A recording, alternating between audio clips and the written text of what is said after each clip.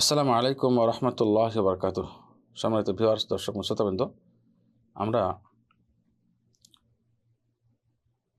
৫৬ নম্বর দার্সে জানব সালাত কোর্সের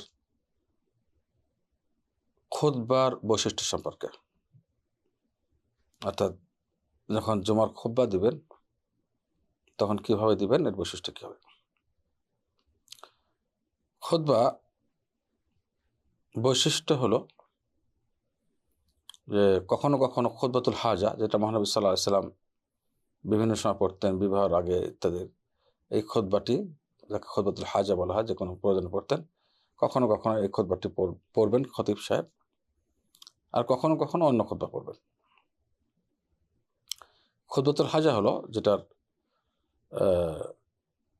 হুবহু শব্দগুলো এমন: ইন্নাল হামদুলিল্লাহ নাহমাদুহু ওয়া নাস্তাঈনুহু ওয়া নাস্তাগফিরুহু ওয়া নাউযু বিল্লাহি মিন শুরুরি আনফুসিনা ওয়া মিন সাইয়্যাতি আ'মালিনা ওয়া মান ইয়াহদিহিল্লাহু ফালা মুদিল্লা লাহু ওয়া মান ইউদ্লিল ফালা হাদিয়া লাহু ওয়া আশহাদু আল লা ইলাহা ইল্লাল্লাহ ওয়াহদাহু লা শারীকা লাহু ওয়া আশহাদু আন্না মুহাম্মাদান আবদুহু ওয়া রাসূলুহু। এটাকে খুতবাতুল হাজা বলা হয়। এরপরে আয়াতে কারিমা আছে, আমি অর্থগুলো আসবো, এটুকুর অর্থ করে নিই। এরপরে আর আয়াত তিনটি প্রসিদ্ধ আয়াত, সেটা পড়তে হবে। সেটা হলো ইয়া আইয়ুহাল্লাযীনা আমানুত্তাকুল্লাহ হাক্কা তুকাতিহ ওয়া লা তামুতুন্না ইল্লা ওয়া আনতুম মুসলিমুন। ইয়া আইয়ুহান নাস ইত্তাকু রাব্বাকুমুল্লাযী খালাকাকুম মিন নাফসিন ওয়াহিদা ওয়া খালাকা মিনহা যাওজাহা ওয়া বাথ্থা মিনহুমা রিজালান কাসীরান ওয়া নিসাআ ওয়াত্তাকুল্লাহ আল্লাযী তাসাআলুনা বিহি ওয়াল আরহাম ইন্নাল্লাহা কানা আলাইকুম রাকীবা। ইয়া আইয়ুহাল্লাযীনা আমানুত্তাকুল্লাহ ওয়া কুলু কাওলান সাদীদা ইউসলিহ লাকুম আ'মালাকুম ওয়া ইয়াগফির লাকুম যুনুবাকুম ওয়া মান ইউতি'ইল্লাহ ওয়া রাসূলাহু ফাকাদ ফাযা ফাওজান আযীমা। আম্মা বা'দ।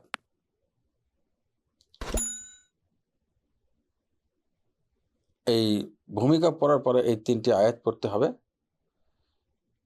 এরপরে আর কখনো কখনো এই আয়াতগুলো পড়বে না, দুরকমই। এটা হলো নিয়ম খুতবাতুল হাজা। এবং সুন্নত হলো কখনো কখনো আম্মা বাদ এর শব্দের পরে ফাইন্না খায়রুল হাদিসি কিতাবুল্লাহ ওয়া খায়রুল হাদি মুহাম্মাদিন সাল্লাল্লাহু আলাইহি সাল্লাম ওয়া শাররুল উমুরি মুহদাসাতুহা ওয়া কুল্লু মুহদাসাতিন বিদআহ ওয়া কুল্লু বিদআতিন দালালাহ ওয়া কুল্লু দালালাতিন ফিন-নার। এতটুকু পড়বে। এটা এই হাদিসটি আবু দাউদের এবং ইবনে মাজার। সহিহ আবু দাউদের হাদিস নাম্বার 2118।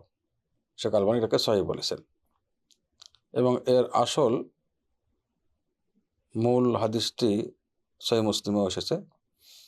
সহিহ মুসলিমের নাম্বার 867। আমি এবার খুতবাতুল যে খুতবাটি বলা হলো সিফাতুল খুতবার বৈশিষ্ট্য, এর অর্থ করার চেষ্টা করছি।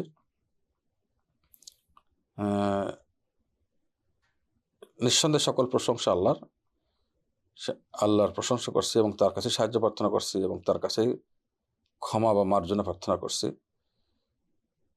এবং আল্লাহর কাছে আশ্রয় প্রার্থনা করছি নিজের নফসসমূহ, আমাদের নফসসমূহের অনিষ্ট থেকে এবং আমাদের আমলসমূহের এবং আমাদের খারাপ আমলের, বদ আমলের অনিষ্ট থেকে।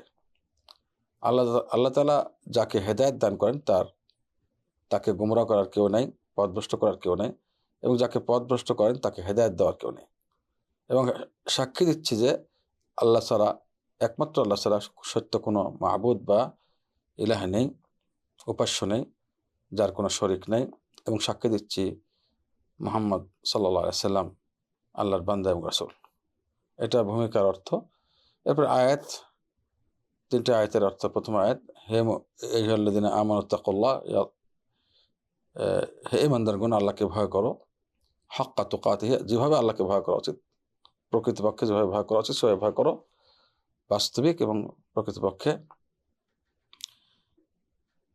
ওয়ালা তামুতুন্না ইল্লা ওয়া আনতুম মুসলিমুন, তোমরা মুসলিম না হয়ে মারা যেও না, মৃত্যুবরণ করো না।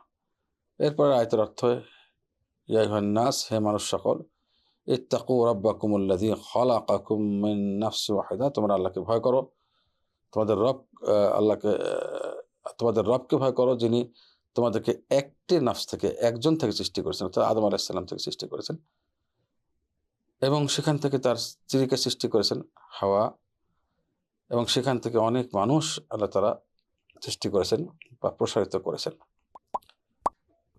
সেটা পুরুষ এবং নারী। ওই আল্লাহকে ভয় করো, এবং যার সম্পর্কে তোমাদেরকে জিজ্ঞাসা করা হবে,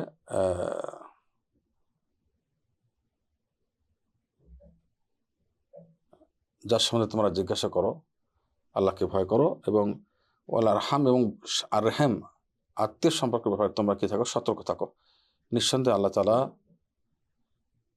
সব কিছু দেখেন, দেখে আসেন, পাহারা দিচ্ছেন সব কিছুতে। এরপরে আয়াতে যেটা বলা আছে, ইয়া আইয়ুহাল্লাযীনা আমানু তাকুল্লাহ, আল্লাহকে ভয় করো এবং সত্য কথা বলো। তো আল্লাহ তাআলা কি করবেন, তোমাদের সমস্ত আমল সংশোধন করে দিবেন এবং তোমাদের গুনাহসমূহ মাফ করে দিবেন। যারা আল্লাহর আনুগত্য করবে এবং আল্লাহ রাসূলের আনুগত্য করবে, তারাই প্রকৃতপক্ষে সফল কাম, বিজয়ী হবে।